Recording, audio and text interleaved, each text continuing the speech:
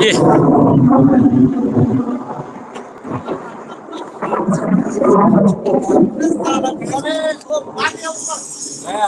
ऊपर ऊपर ही मार दिया रे। हाँ खलास कर दिया उधर ही उसको। हाँ माथि नहीं झार दियो आकाश में। ओह के झार दियो? एक जा रहा है ऊपर देखो फाइटर आउँछ नि त। त्यसलाई झार दियो? अँ कतिवटा झारिसक्यो।